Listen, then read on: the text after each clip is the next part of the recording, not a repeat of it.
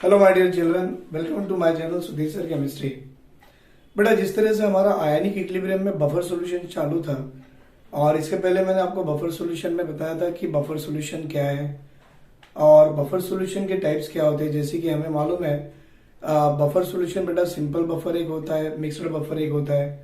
और कल मैंने आपको कुछ एग्जांपल्स करा के दिया था कि सिंपल बफर्स क्या होते हैं, मिक्स बफर क्या होते हैं। और बेटा वो मिक्सड बफर में एसिडिक बफर के मैंने आपको टाइप्स बता दिया था कि एसिडिक बफर में क्या सारे मिक्सचर एसिडिक होते हैं या नहीं होते हैं। तो जो मिक्सचर होंगे बेटा वीक एसिड स्ट्रॉन्ग बेस या वीक बेस स्ट्रॉन्ग एसिड, वो मिक्सचर कराने के बाद रिएक्शंस होने के बाद आपको फाइनली देखना है कि बेटा उस रिएक्शन में क्या बचा है। अगर उस रिएक्शन में अगर वीक एसिड और उसका सॉल्ट विद स्ट्रॉन्ग बेस बचता है तो हम बोलेंगे बफर है। अगर उस रिएक्शन के बाद बेटा weak base and it salt with strong acid बचता है तो हम बोलेंगे वो बफर है। तो बेटा उसी पॉइंट को कंटिन्यू कराएंगे और कंटिन्यू करा के मैं आपको थोड़े से क्वेश्चंस करा के दूंगा। तो बेटा हमारा चैप्टर जो शुरू हुआ है that is about ionic equilibrium. बेटा हम लोग ये आयनिक इक्विलिब्रियम थे और ये आयनिक इक्विलिब्रियम में जो हमारा टॉपिक शुरू था that is about the buffer solution था। बेटा हमारा ये जो टॉपिक चालू था that is about the buffer solution. और ऐसे ही आपको याद है मेरे प्रीवियस वीडियो में मैंने बताया था कि बफर सॉल्यूशन दो टाइप के होते हैं बेटा। एक होता है that will be called as a simple buffer, एक होता है that will be called as a simple buffer, और दूसरा जो होता है बेटा that will be called as a mixed buffer. अब मैं ये जस्ट आपको एक आउटलाइन ले रहा हूं कि मेरे प्रीवियस क्लास में क्या हुआ था, आपको एटलीस्ट मालूम होना चाहिए। तो बेटा ये सिंपल बफर क्या था, मिक्स बफर क्या था, और मैंने आपको बता दिया था बेटा मिक्स बफर भी दो तरह के होते हैं। ये होता है एक एसिडिक बफर, एक ये होता है बेटा एसिडिक बफर, और एक दो दूसरा होता है that will be called as a basic buffer. Right बेटा, एसिडिक बफर का सबसे अच्छा सिंपल एग्जांपल मैंने बताया था कि weak acid and it's salt with a strong base. Weak acid and it's salt बेटा its salt with a strong base is the example of a acidic buffer। बेटा basic buffer क्या होता है? Basic buffer होता है weak base and its salt with strong acid। तो बेटा weak base and its salt with a strong acid is a basic buffer। कल मैंने छोटे से एग्जांपल करा के दिया था कि बेटा ये हमारा वीक एसिड है और इसका मिक्सचर अगर हम इसके सॉल्ट विद स्ट्रॉन्ग बेस से कराते हैं तो बेटा ये हमारा हो गया एसिडिक बफर। बेसिक बफर में देखिए बेटा ये हमारा वीक बेस है and it's salt with strong acid ये है, तो ये हो गया हमारा बेसिक बफर। हाँ बेटा बफर तो कल मैंने आपको बता दिया था, लेकिन अभी हम पता करेंगे कि बफर पता करने के और बफर के जो एग्जाम्पल्स होते हैं वो कौन से एग्जाम्पल्स कैसे पता करते हैं। तो मैं आपको कल एक छोटा सा एग्जाम्पल दिया था, मैं फिर एक बार दे रहा हूं। देखिए बेटा अब मुझे यहाँ पर दिया गया है एक वीक एसिड दिया हुआ है और बेटा ये वीक एसिड के साथ में एक स्ट्रॉन्ग बेस दिया हुआ है और आप जानते हो उन्होंने इतना ही दिया, पर आपको आगे का आपको सोचना है। अगर वीक एसिड और स्ट्रॉन्ग बेस है तो इनके बीच में रिएक्शन होगी और रिएक्शन होने के बाद ये उसका सॉल्ट बनेगा और ये उसका वाटर बनेगा। यहाँ पर दिया क्या है बेटा, उन्होंने दिया कि ये आपकी एसिड 10 मोल है और ये आपका बेस आपके 5 मोल है। दिख रहा बेटा आपका ये एसिड कितना है 10 मोल है वीक एसिड और स्ट्रॉन्ग बेस कितनी है 5 मोल है। और आपसे अब पूछा है क्या ये मिक्सचर आपका बफर हो सकता है या नहीं। तो चेक कैसे करना मैं आपको कल बताया था और एक बार बता रहा हूँ। चेक कैसे करो बेटा, इन दोनों में जिसकी नंबर ऑफ मोल्स कम है वो आपका लिमिटिंग रिएजेंट बन जाता है। जो कम है वो क्या बनेगा बेटा, लिमिटिंग रिएजेंट। जो लिमिटिंग रिएजेंट बनेगा वो पूरी तरह से कंज्यूम हो जाएगा, तो बचेगा क्या बेटा यहाँ पर 0। क्या बचा 0। अब यहां से 5 मोल कंज्यूम हो गया तो यहां से भी 5 ही मोल कंज्यूम होगा। तो बेटा बचा कितना यहाँ पर 5 मोल ऑफ वीक एसिड बचा। तो जितना बेस कंज्यूम हुआ उतना ही एसिड कंज्यूम होगा और उतना ही मोल ऑफ ए सॉल्ट यहाँ पर बनेगा। हाँ बेटा उतना ही मोल ऑफ सॉल्ट यहाँ बनेगा। अब देखो ये पूरे रिएक्शन में आपके पास क्या बचा हुआ है, ध्यान से देखो बेटा। आपके पास वीक एसिड बचा हुआ है और आपके पास its salt with strong base बचा हुआ है। तो आप जानते हो बेटा weak acid and it's salt with strong base अगर बचा है तो we can say this is called as a buffer. लेकिन कौन सा बफर है? Weak acid and it salt with strong base is called as a acidic buffer. ये है बेटा बफर पता करने का तरीका। तो आप इसका स्क्रीनशॉट ले लो, मैं इसी में थोड़े चेंजेस करा के एग्जाम्पल नंबर 2 भी दिखा दूंगा। राइट, ले लो यहाँ पे स्क्रीनशॉट। Very good. अब देखो मैं एग्जाम्पल नंबर 2 लिख रहा हूं बेटा। अब 2 में क्या करूंगा, देखिए ध्यान से। 2 में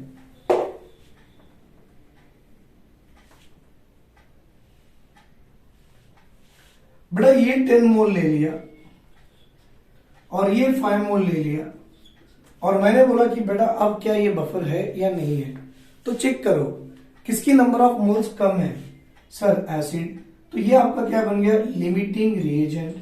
बेटा जो लिमिटिंग रिएजेंट होता है वो पूरी तरह से कंज्यूम हो जाता है, बचेगा यहाँ पर 0। बेटा ये 10 मोल है, जितना ये पूरा कंज्यूम हुआ उतना ही मोल ऑफ बेस कंज्यूम होगा। यहाँ बचा आपके पास 5 मोल और उतना ही मोल ऑफ ए सॉल्ट मिल गया। मतलब ये पूरी रिएक्शन में आपके पास क्या क्या बचा हुआ है, देखो बेटा आपके पास बचा हुआ है स्ट्रॉन्ग बेस और आपके पास बचा हुआ है salt with A salt of A weak acid with a strong base. क्या बेटा स्ट्रॉन्ग बेस और उसका सॉल्ट विथ ए उसका salt with a weak acid क्या कभी बफर हो सकते हैं? हम बोलेंगे no, these are not the buffer solution. देखिए बफर सॉल्यूशन के लिए क्या होना चाहिए बेटा, वीक बेस और it salt with a strong acid होना चाहिए, या weak acid and it salt with a strong base होना चाहिए। क्या कभी बेटा स्ट्रॉन्ग बेस और वीक एसिड का salt with a strong base हो सकता है बफर? ये कभी भी बफर नहीं हो सकता है। राइट, कल हमने ये एग्जाम्पल देखे थे। अब मैंने ये जब एग्जाम्पल्स करा के दिया था तो मैंने आपको 1 या 2 क्वेश्चंस करा के दिया था बेटा, और मैं चाहता हूं थोड़ा उसी क्वेश्चन को मैं आगे बढ़ा के ले जाऊं और चाहूं कि बेटा उसमें से आप पता कर पाए कि कैसे क्वेश्चन एग्जाम में पूछे जाते हैं। चलो बेटा एक क्वेश्चन मैं आपको दे रहा हूं, which of the following can act as a acidic buffer. बड़ा अच्छा क्वेश्चन है। Which of the following act as acidic buffer. तो बेटा आप बच्चों को सबको मालूम है acidic buffer means it is a mixture of weak acid and it salt with a strong base. Right, चलो मैं 3 एग्जाम्पल लिख रहा हूं, इसमें से आपने पता करना है कि which one is the example of A sorry acidic buffer. ये कार्बोनिक एसिड सोडियम कार्बोनेट हो गया, मतलब वीक एसिड है। राइट, दूसरा बेटा H3PO4 है प्लस Na3PO4 एक है, 2 आ गए। Third example H3PO4 Na3PO4। फिर थर्ड एग्जाम्पल बेटा हम HCl भी बोल सकते हैं और NaCl भी हो सकता। एंड फोर्थ ऑप्शन आएगा हमारा that is HCOOH plus HCOONA। बेटा which of the following will act as, एक काम करो ना बेटा, which of the following cannot act as acidic buffer. मतलब आपको इसमें से which of the following cannot act as acidic buffer पता करना है। राइट, चलो ट्राई करो बेटा, इसको क्या आंसर आता देखो। बेटा ये देखिए मैंने आपके लिए क्वेश्चन पूरे एक साथ बना के दे दिया है। पहला है which of the following can not act as acidic buffer. आप जानते हो एसिडिक बफर क्या होता है? It is a weak acid and it salt with a strong base. तो भाई ये तो वीक एसिड है and it's salt with a strong base, ये तो बफर ही है, एसिडिक बफर। बेटा ये देखो आपका H3PO4 भी वीक एसिड ही है and it's salt with a strong base NaOH के साथ में बना लेता है, ये भी बफर ही है। बेटा ये स्ट्रॉन्ग एसिड है और स्ट्रॉन्ग एसिड और सॉल्ट तो कभी बफर हो ही नहीं सकते, तो can not act as acidic buffer बेटा ऑप्शन 3। ये देखो वीक एसिड है और ये it salt with strong base है, तो ये भी आपका बफर है लेकिन एसिडिक है। पर ये कभी भी strong acid and salt buffer नहीं बनते। सेकंड देखो बेटा which of the following is not a buffer.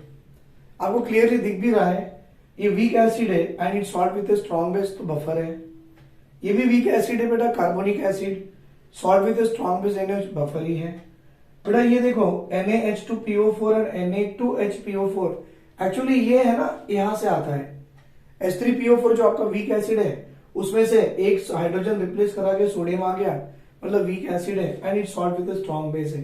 बेटा ये भी बफर होते हैं, एंड फोर्थ ऑप्शन क्या है, all of these are buffer. Question पूछा है कि कौन सा बफर नहीं है, भाई आंसर बताओ, मैं सारे के सारे बफर है, राइट। ये देखो, how many type of the buffer are obtained during the titration of H3PO4 and NaOH। But आप जानते हो H3PO4 अगर स्ट्रक्चर आप बनाने जाओ तो ये ऐसे बनता है 1 2 3 4। हाइड्रोजन 3 बेटा थोड़ा जगह छोड़ के H लिखो, 1 2 3, देखो मैं जगह छोड़ के लिखा हूं। ऑक्सीजन 4 है, बॉन्ड को पकड़ के लिखना 1 2 3 4। ऑक्सीजन की वैलेंसी 2 है तो क्या करो, डबल बॉन्ड दे दो। बेटा जितने OH होंगे उतने रिप्लेसेबल H+ है, मतलब आपका H+ यहां से जाएगा क्योंकि ये OH है। तो ये क्या है बेटा, H3PO4 है। तो सुनो, इस H3PO4 में आप कितने H+ को रिप्लेस कर सकते हो, बोलो बेटा। 1 2 3। मैं चाहता हूं मैं एक H+ को रिप्लेस करके Na डाल दूं, तो भाई एक Na आ गया, बाकी हाइड्रोजन 2 है और बाकी PO4 है, एक पॉसिबल है। बेटा दूसरा, H3PO4 तो है ही है, सर मैं अभी 2H को 2Na से रिप्लेस करा लूं, तो यहां पर आएगा Na2 आएगा, फिर H आएगा, फिर PO4 आएगा। फिर बेटा हाइड्रोजन 3 है, तो मैं तीनों के तीनों हाइड्रोजन को रिप्लेस करा लूं और सोडियम डाल दूं, क्या आएगा बेटा, Na3PO4। बोलो, week acid and it's salt with strong base, weak acid and it's salt with strong base, weak acid and it's salt with strong base. बोलो बेटा आपको ऐसे कितने बफर आ रहे हैं, एक Na3 आ रहा, एक Na2 आ रहा और ये आपको एक NaH आ रहा। मतलब बताने का मतलब बेटा कि ऐसे कितने बफर पॉसिबल है। तो जब भी आप किसी वीक एसिड का स्ट्रॉन्ग बेस के साथ, वीक एसिड का स्ट्रॉन्ग बेस के साथ टाइट्रेशन कराते हो, आप जानते हो टाइट्रेशन प्रैक्टिकल्स में कराते हो बेटा, एक ऐसा ब्यूरेट रहेगा, राइट, एक ब्यूरेट होगा, एक यहाँ पर कोनिकल फ्लास्क होगा, है ना बेटा, उसको डाल के उसको न्यूट्रलाइज, ये बेस को एसिड में डाल के न्यूट्रलाइज कराना पड़ता है। अब वो टाइट्रेशन का मेथड है, यहाँ डिस्कस नहीं करेंगे। तो बताने का मतलब बेटा ये वीक एसिड और स्ट्रॉन्ग बेस के अगर टाइट्रेशन कराओगे तो ऐसे हाउ मेनी, कितने टाइप ऑफ बफर आपको मिल सकते हैं। तो भाई 1 2 3, तो ऑप्शन मुझे दिख रहा है third option, only 3 type of buffer can be seen, right. ले लो बेटा, इसके आगे बढ़ेंगे, अभी इसका स्क्रीनशॉट ले लो आप लोग।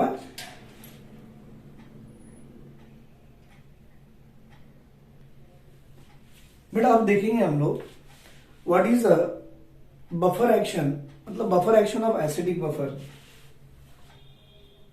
ये आएगा देखो, buffer action of acidic buffer. मतलब अगर आपके पास में कुछ एसिडिक बफर सॉल्यूशन है, और एक्चुअली बफर का मतलब तो यही है ना कि ऐसा सॉल्यूशन जिसमें आप फ्यू ड्रॉप्स ऑफ एसिड डालो या फ्यू ड्रॉप्स ऑफ बेस डालो, उसकी पीएच वैल्यू चेंज नहीं होती है, इसी सॉल्यूशन को हम बफर कहते हैं। तो बेटा buffer action of acidic buffer में देखेंगे कि डाइल्यूट एसिड फ्यू ड्रॉप डालने से क्या पीएच वैल्यू चेंज होती है, और फ्यू ड्रॉप्स ऑफ बेस डालने से क्या पीएच वैल्यू चेंज होती है, वो देखेंगे। बेटा से बेटा एसिडिक बफर क्या है, तो हम बोलेंगे acidic buffer is a mixture of weak acid and it's salt with A strong base, ऐसी है ना। तो बेटा वीक एसिड है, इसकी degree of dissociation less than 1 है, तो अल्फा लेस देन 1 तो आप हाफ एडेड एरोस में दिखाओ, तो ये आपका आएगा बेटा acetate ion and H+ ion. बेटा ये सॉल्ट है तो 100% आयनाइज करेगा, तो ये आपको आएगा CH3CO negative plus Na positive. बेटा ये सारे के सारे आयन आपको एक बड़े से बीकर में दिख रहा है। अब बताओ मैं, अगर कभी भी किसी भी प्रोसेस में नंबर ऑफ H+ आयन या तो बढ़ेंगे या तो कम होंगे तो पीएच वैल्यू चेंज होगी। अगर किसी भी प्रोसेस में अगर आपके OH- आयन बढ़ेंगे या कम होंगे तो आपका पीएच वैल्यू चेंज होगा, राइट बेटा। मतलब हमारा pH of the solution depend करता है उस सॉल्यूशन के H+ आयंस और OH- के आयंस पे। अब देखो ये आपको एसिडिक बफर एक बीकर में दिया हुआ है, कैसे दिया हुआ बेटा, weak acid and it's salt with strong base, तो बीकर में होगा तो आयंस के फॉर्म में होगा। अब आप क्या करो, इसमें 2 पॉसिबिलिटी करो बेटा। पहली, फर्स्ट वन, मैं केस 1 डाल रहा हूं बेटा। केस 1 मतलब addition of few drops of acid on it.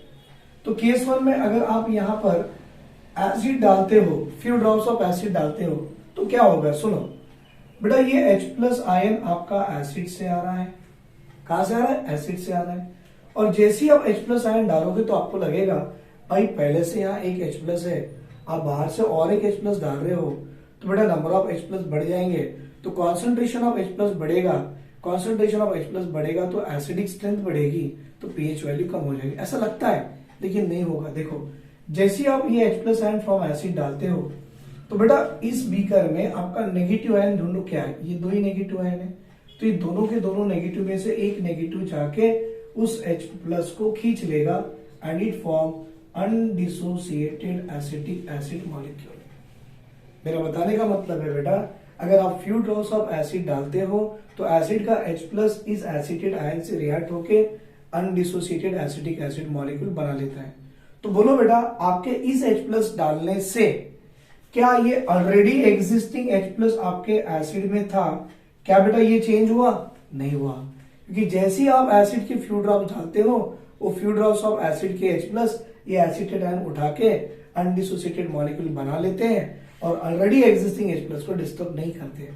भाई अगर H प्लस डिस्टर्ब नहीं होगा तो क्या चेंज ऑफ पीएच होगा? Hence we can say hence no change in pH, hence no change in pH. ये एक मैंने कॉमन एग्जांपल दिया बेटा आपको जो मुझे बताना था, लेकिन इसी को मैं एक अनदर वे से एक्सप्लेन करता हूं। ये जो एक्सप्लेनेशन था बेटा ये मैं मेरी तरफ से दिया हूं, लेकिन हमारे बुक में ऐसा एक्सप्लेनेशन नहीं होता है। हमारे बुक में भी क्या होता है, लेट मी एक्सप्लेन यू। बेटा जब आप फ्यू ड्रॉप्स ऑफ एसिड इसमें डालते हो, that is H plus ion coming from acid, already existing electron मतलब ऑलरेडी एग्जिस्टिंग आयन आपका H प्लस है बेटा, ऑलरेडी आपका एग्जिस्टिंग आयन क्या है? H प्लस है, और आप और एक H प्लस डाल रहे हो तो H प्लस डालने से दोनों आयन क्या हो गए? कॉमन हो गए। And due to common ion, सुनो ऐसे होता है, जैसे H प्लस डालो तो बेटा ये वाला H प्लस आपके एसिड से आ रहा है, अब ये वाला H प्लस और ये वाला H प्लस दोनों कॉमन आयन है, कॉमन आयन होने से आपका ये जो इक्विलिब्रियम की position it will shift to the backward direction, और जब ये बैकवर्ड डायरेक्शन में शिफ्ट करेगी तो बेटा इसका डिसोसिएशन क्या होगा? डिक्रीज हो जाएगा, राइट बेटा, क्योंकि देखो आपने H प्लस आयन डाला, ये वाला H प्लस आयन और already existing H plus ion, number of H plus ion दोनों भी कैसे सेम है, तो सेम आयन होने के कारण कॉमन आयन अफेक्ट आएगा, और कॉमन आयन अफेक्ट के कारण बेटा आपका ये इक्विलिब्रियम का position it will shift to the backward, और जैसे ही वो शिफ्ट टू द बैकवर्ड होगा dissociation of acetic acid get decreases. By dissociation of acetic acid get decreases तो there will be a negligible change in the pH, but वो negligible change in the pH can not be considered and overall we can say no change in the pH. ये दो explanation है, और मैंने देखा बेटा ये दो एक्सप्लेनेशन में से ये मेरा पहला एक्सप्लेनेशन सबसे अच्छा और सबको समझ में आता है। क्या था बेटा? By the addition of few drops of acid into the acidic buffer the incoming H plus ion will react with one of the acetate ion present in the beaker and they form undissociated acetic acid molecule without disturbing the H plus ion existing in the solution, as there will be no change in the concentration of H plus, no change in the pH। अब देखो इस case 2 पे आइए। Case 2 बेटा, case 2 होता है addition of few drops of base। बेटा ये था केस 1, क्या था? Addition of few drops of acids। बेटा addition of few drops of base देखिए, अगर मैं बेस डालता हूं, सुनो, तो जैसे ही मैं यहाँ पर OH माइनस आयन ये जो आ रहा ये बेस से आ रहा है बेटा, जैसे ही मैं इसमें डालू ये क्या करेगा? It will combine with A acetic acid molecule जो आपके ऑलरेडी सॉल्यूशन में है बेटा। देखो ये अनडिसोसिएट फॉर्म में है ना, मतलब आपके पास ये एसिटिक एसिड ये पूरी तरह से डिसोसिएट नहीं हुआ। अगर आपके पास 100 ग्राम होगा तो सिर्फ 5 ग्राम डिसोसिएट होगा, बाकी 95 ऐसे रहेगा। तो OH माइनस आयन इस एसिटिक एसिड से रिएक्ट होके आपको एक एसिटेट आयन देगा और एक H2O देगा। तो बोलो बेटा OH माइनस आयन बाहर से डालने से क्या बेटा उसने अपने H प्लस आयन सोल्यूशन को डिस्टर्ब किया? नहीं किया, क्योंकि OH minus will combine with the acetic acid molecule and form acetate ion and water. So beta, by the addition of OH minus ion, it does not change the H plus ion exists present in the solution. Hence we can say there will be no change in the pH. Beta, there will be no change in the pH. Is it clear बेटा? दोनों point समझ में आया? तो ये था बेटा buffer action of acidic buffer. पहला, addition of few drops of acid, addition of few drops of acid does not change the H plus ion present in the solution. Addition of few drops of base does not change the H plus ion present in the solution. Hence, as the H plus ion does not change, there will be no change in the pH by the addition of few drops of acid or few drops of base. आ रहा बेटा समझ में? आप few drops of acid भी डालोगे तो इसकी H plus ion को चेंज नहीं कर पाते। अगर few drops of base भी डालोगे तो ये बेस भी इस H plus ion को चेंज नहीं कर पाता है। Hence we can say there will be no change in the pH of the solution. Right बेटा? स्क्रीनशॉट ले लो इसका।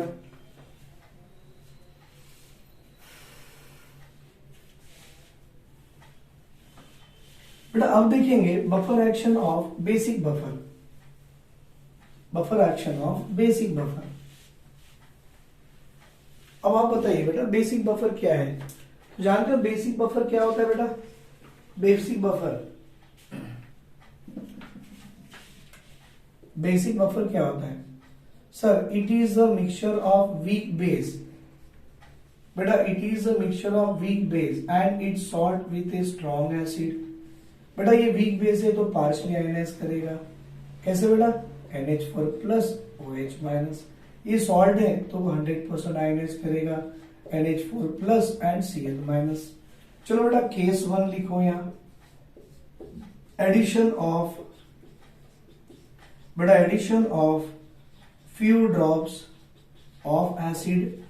बेटा addition of few drops of acid मतलब क्या है? लेट मी टेल यू, ये आपका H प्लस आयन एसिड से आ रहा है और जैसे आपने इसमें डाल दिए तो बेटा ये H प्लस आयन सीधा सीधा आपके NH4 OH माइनस को रिएक्ट करेगा।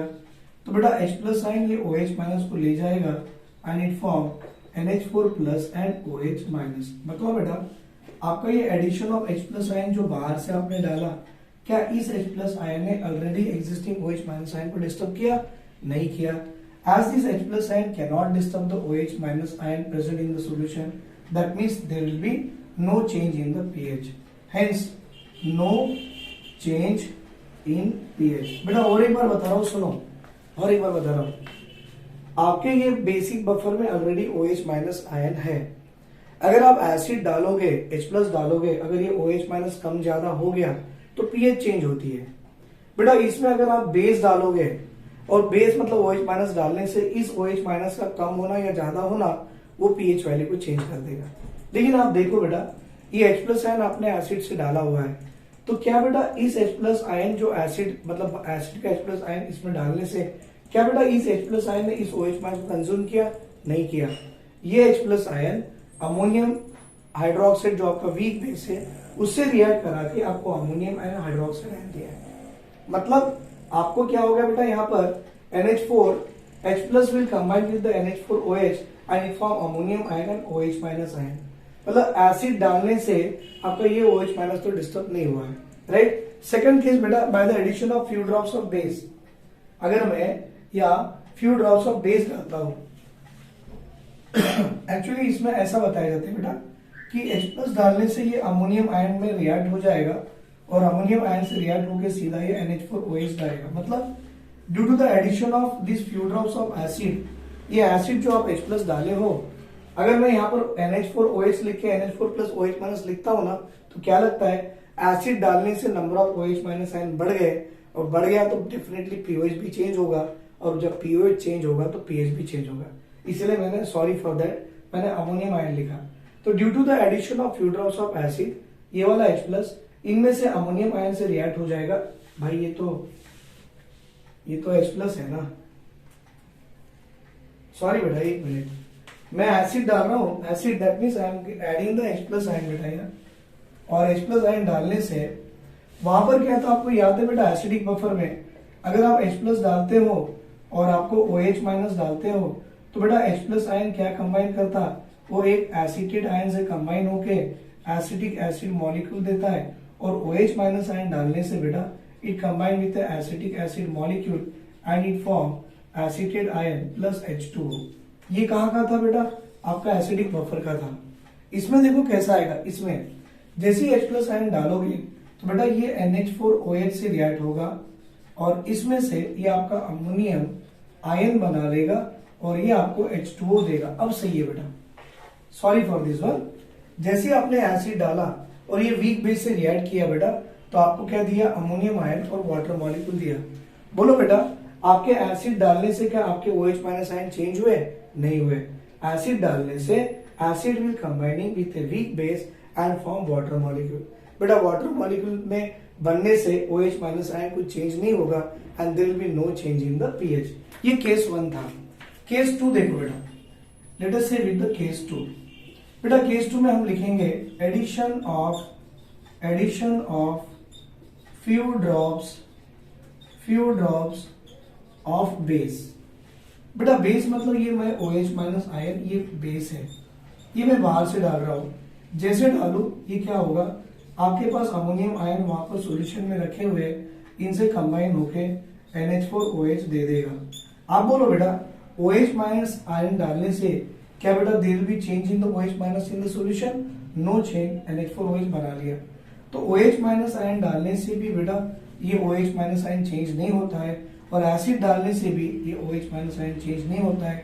हम बोलेंगे due to addition of acid no change of OH minus ion, hence no change of pH, hence no change of pH। बेटा addition of few drops of base डालने से क्या इस OH minus ion को change किया? नहीं किया। hence we can say there will be no change of the pH of the solution। तो बेटा जिस तरह से मैं कंफ्यूज हुआ था ना, बहुत से बच्चे कंफ्यूज हुए थे, उसके लिए एक छोटा सा चार्ट दे रहा हूं, देख लीजिए। चार्ट क्या है बेटा, अगर आपके पास एसिडिक बफर है, आपके पास बेसिक बफर है, तो एसिडिक बफर में जब आप H+ डालोगे तो बेटा वो आपके सबसे पहले एसिटेट आयन से रिएक्ट होगा। अगर बेसिक बफर में अगर आप H+ आयन डालोगे तो बेटा वो वीक बेस से रिएक्ट होगा। Is it clear? Acid acetate ion से रिएक्ट हुआ और ये वाला एसिड वीक बेस से रिएक्ट होगा।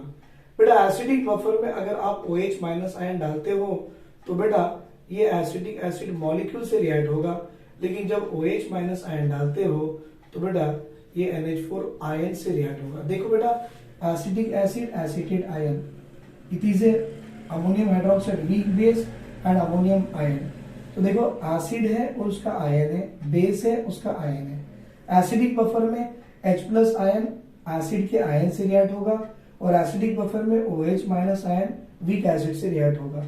बेटा बेसिक बफर में एसिड उसके वीक बेस से रिएक्ट होगा और बेसिक बफर में OH माइनस आयन उस वीक बेस के आयन से रिएक्ट होगा।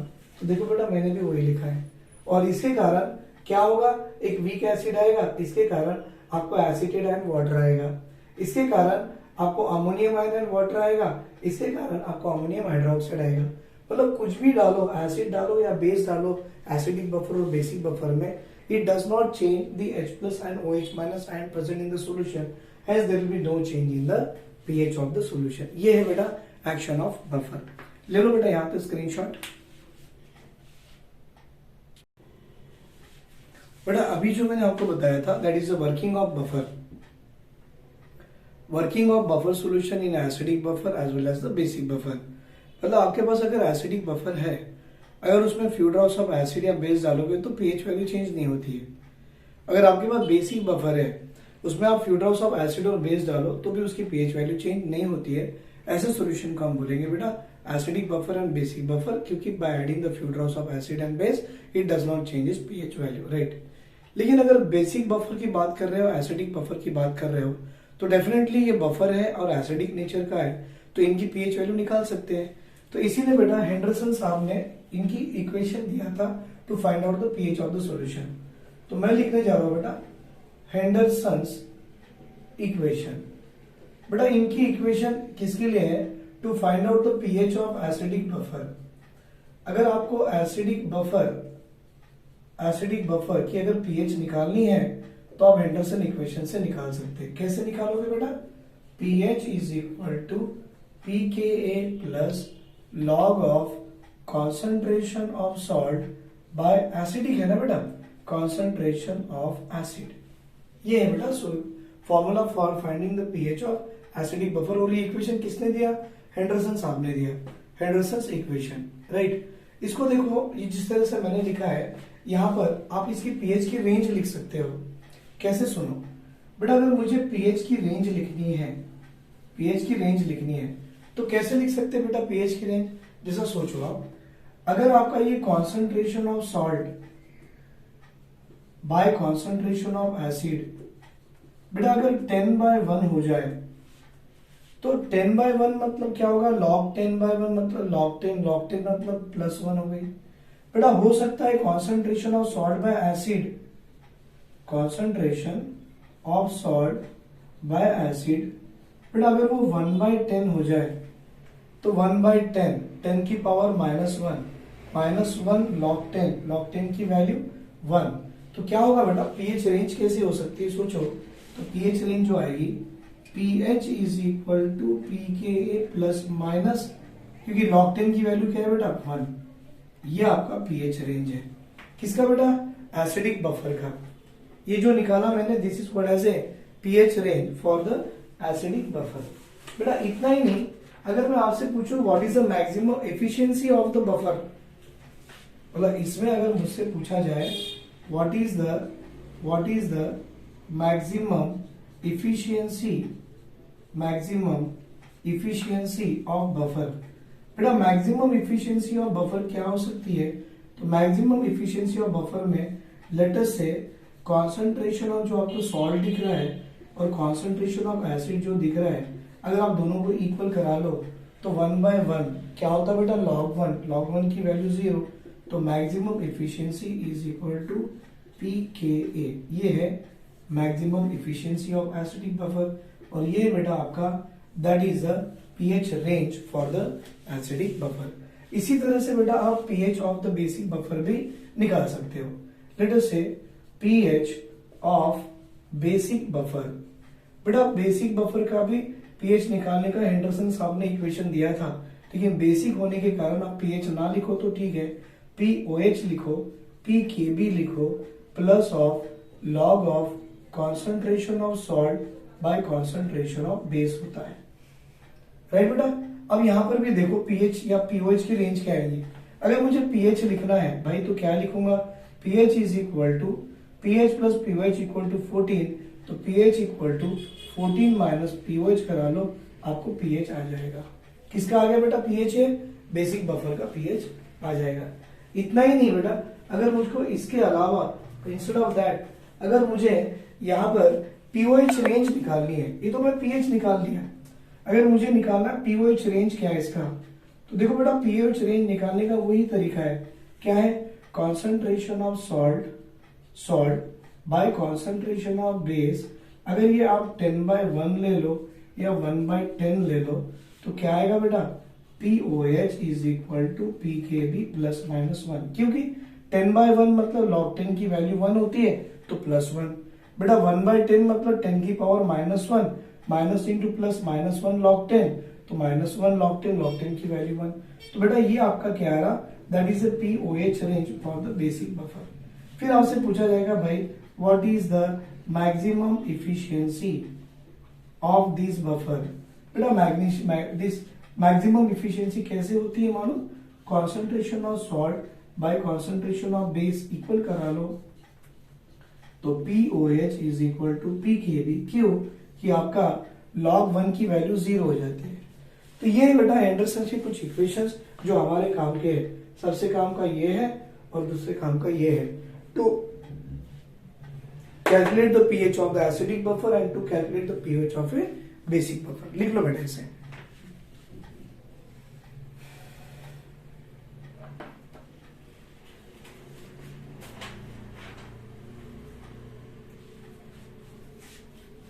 अब एक काम करेंगे बेटा, ये जो मैंने बना के दिया है ना acidic buffer and basic buffer, इसमें छोटे छोटे न्यूमेरिकल्स होते हैं, ज्यादा डीप नहीं है बेटा, क्योंकि मेंस लेवल में और नीट लेवल में सिंपल न्यूमेरिकल पूछा जाता है। थोड़ा 1-2 न्यूमेरिकल करके देखेंगे, थोड़ा क्लैरिटी आ जाएगा बेटा कैसे किया जाता है। हमको पूछा गया है find the pH of A solution. Question देखिए बेटा, find the pH of A find the pH of a equimolar, how better, pH of a equimolar solution of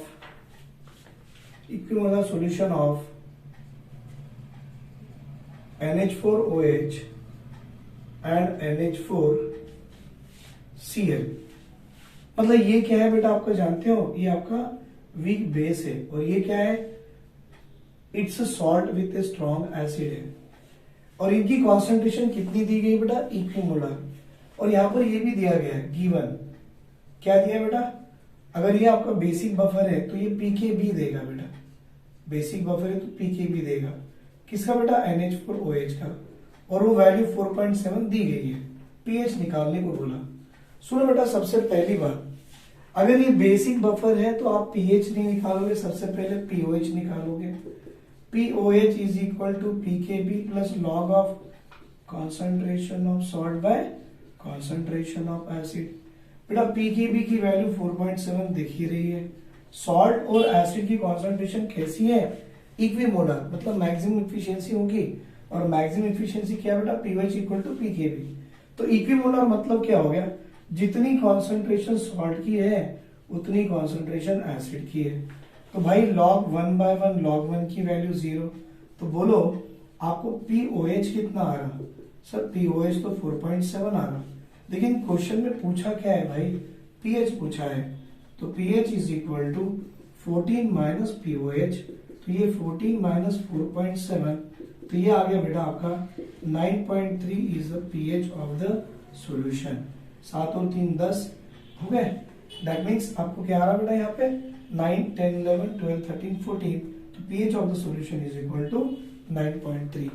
मतलब बहुत से बच्चे गलतियां क्या करते हैं मालूम है, ये पीएच पूछा करके सीधा यहाँ पीओएच और पीएच कर देते हैं, pH equal to pKb plus ये करा के सॉल्व करके आंसर यहाँ पे लाके रख देते हैं। नहीं बेटा, अगर आपको ये बेसिक बफर देता है तो आप पीओएच लगा के करो, पीओएच निकालने के बाद फिर पीएच निकालो। अगर वो एसिडिक बफर दे दे तो डायरेक्टली पीएच करो। फॉर एग्जांपल देखो, इसी में क्वेश्चन बना रहा हूं मैं, और एक क्वेश्चन इसी में आ रहा, देखिए कैसे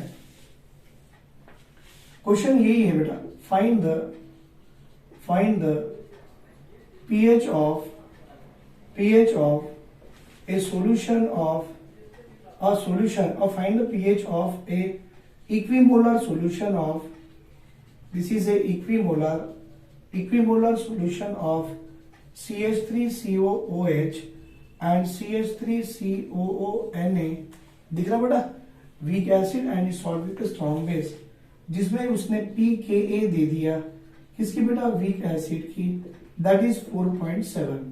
तो अब आपको दिख रहा है ये क्या है, weak acid and salt with strong base है, मतलब ये आपका कौन सा बफर है बेटा, एसिडिक बफर है।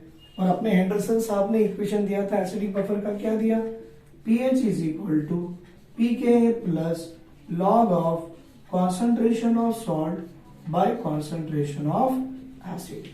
अब देखो बेटा ये पीएच है, पीके की वैल्यू 4.7 है, plus log of concentration of salt और एसिड दिख रहा है बेटा, इक्विमोलर अगर बोल देता है तो सीधा जो सॉल्ट की कॉन्सेंट्रेशन है वही हमारे एसिड की भी कॉन्सेंट्रेशन है।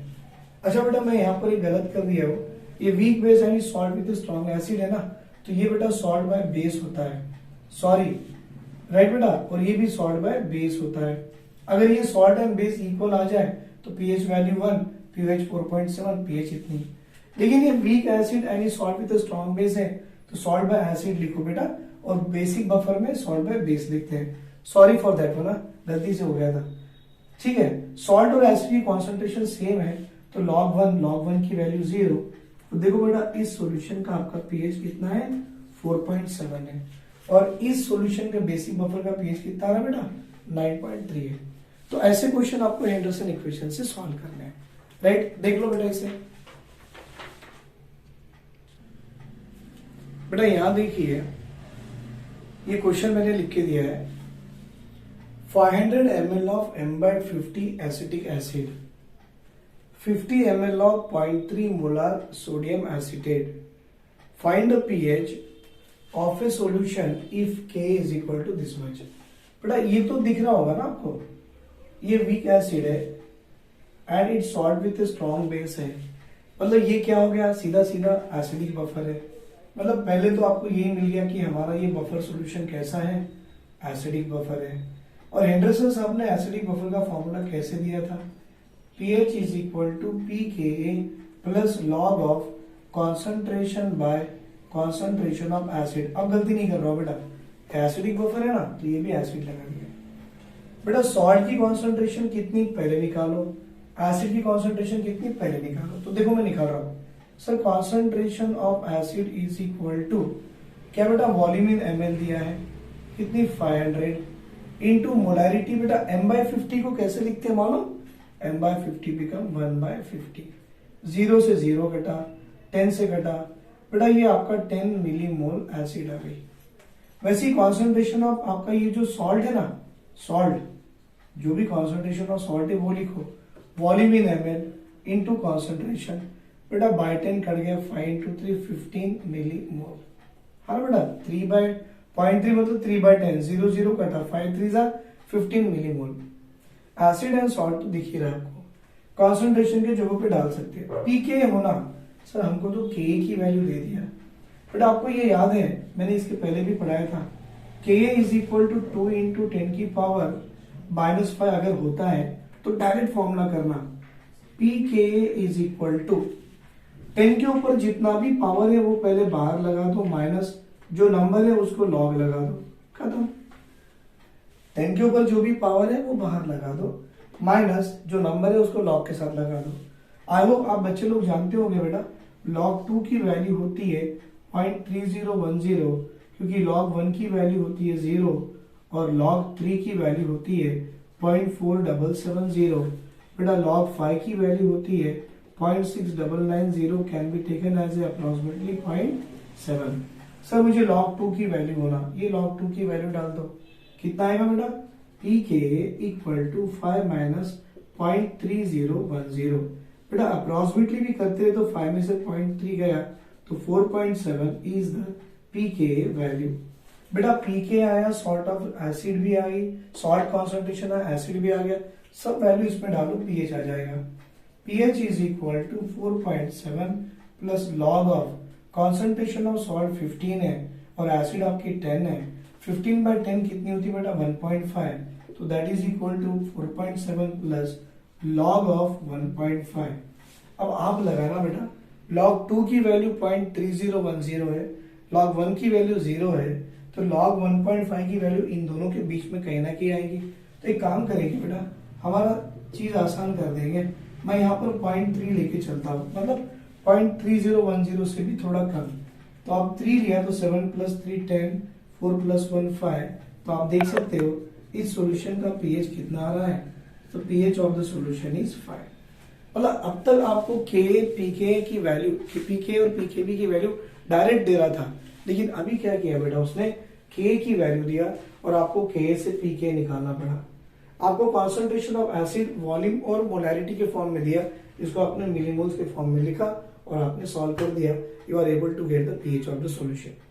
बेटा कभी कभी आईआईटी मेंस में इसी सवाल को उल्टा पूछता है, कैसे सुनो, ये पूरा दे देगा लेकिन यहां से इसको 50 ml की जगह पे XML लगा देगा, XML, बाकी सब कुछ है, और पीएच भी दे देगा 5 करके, तो पीएच भी डाले, पीके भी डाले, log of concentration of salt की वैल्यू क्या है बेटा, x into molarity bye acid आपको दिख ही रहा है 500 इंटू m/50, पूरा सॉल्व करा लो, x की वैल्यू आएगी and that x is the volume of the salt. कभी कभी सब दे देगा, ये मोलैरिटी को x दे देगा, मतलब सब कुछ सेम है आपके, बस फॉर्मूले में वैल्यू डालना है and you should solve it and you will get the answer, right. ले लो बेटा इसका स्क्रीनशॉट ले लो। देखिए बेटा अभी इसके पहले जो हमने क्वेश्चन किए थे ना, मैंने बताया था आपको हमेशा पीएच निकालने के लिए नहीं देता है, क्वेश्चन कभी कभी ऐसे भी देता है। अगर एक सॉल्यूशन है जिसमें आपके पास वीक एसिड है, ये वीक एसिड है बेटा, इस वीक एसिड का वॉल्यूम और कॉन्सेंट्रेशन दे दिया और ये उसका सॉल्ट है बेटा, इसकी कॉन्सेंट्रेशन दिया लेकिन वॉल्यूम पूछ रहा है, अभी भी बताया था ना वही वाला है, राइट। उसकी पीएच दिया, पीके दिया, ये तो क्लियर है कि आपका ये वीक एसिड है and is salt with strong base. मतलब आपका ये सॉल्यूशन कहां से आ रहा है, एसिडिक बफर। और एसिडिक बफर के लिए अपने हेंडरसन साहब ने इक्वेशन क्या दिया था, pH is equal to pKa plus log of concentration of salt by concentration of acid. भाई pH की वैल्यू देखो, एक काम करो 4 है, pK की वैल्यू देखो बेटा 3.8 है,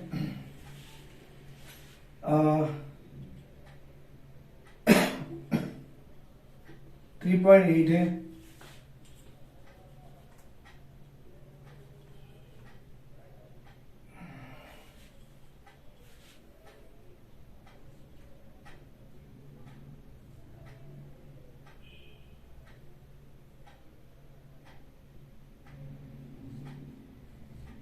थ्री पॉइंट सेवन ले लो, सॉरी यार।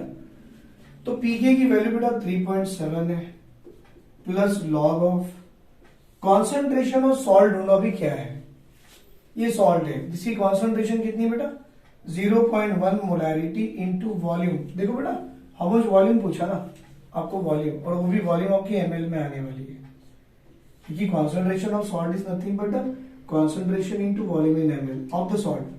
एसिड की देखो बेटा क्या दिया है, कॉन्सेंट्रेशन दिया आपको 0.05 इंटू वॉल्यूम इन एमएल कितनी होती है बेटा 50। और अब सॉल्व करो इसको कितना है।